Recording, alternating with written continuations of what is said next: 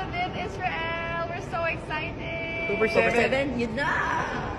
Papunta na kami. Let's go.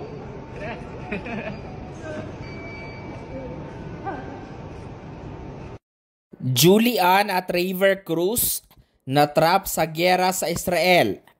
Natrap sa gitna na nangyayari ngayong giyera sa bansang Israel ang real-life couple na sina River Cruz at Julian San Jose.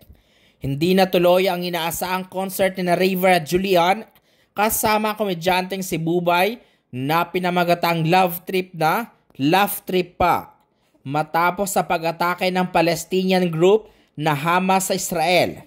Noong October 3, palipad patungong Israel sina River at Julian kasama ang Sparkle team para bisitahin nga ang iba't ibang tourist spots sa Israel.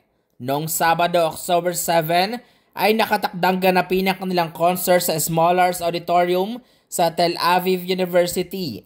Ngunit sa nasabing araw din, nangyari ang pag-atake ng Hamas sa Israel, partikular na sa lungsod ng Gaza. Kasunod nito, idineklara ni Prime Minister Benjamin Netanyahu na ang buong Israel ay nasa ilalim ng state of war dahilan upang magsara ang mga airport. Samantala sa ulat ng bandera, sinabi ng manager ni River na si Albert Chua na safe sina River at Julian. Sa ipinadalang Viber message ni River, sinabi nitong naka-lockdown pa rin sa ipinag-istayan nila at serado pa rin ang mga airport kaya hindi pa sila makauwi sa Pilipinas. Bahagi ng manager ni River. So far, safe sila ngayon. Na-cancel na yung show nila. They're still waiting for the airport to be open para makauwi sila. Sana makauwi sila today. Waiting pa sila sa pagbukas ng airport. Biglang nagsara kasi. Nag-Viber si Ray ngayon lang. Naka-lockdown sila at nag-advise na stay inside at close pa rin ang airport.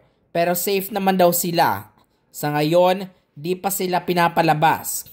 Sa inilabas naman ay special advisory ng Sparkle GMA Artist Center, nilinaw din nilang ligtas sina River, Julian, Bubay at ang buong Sparkle team.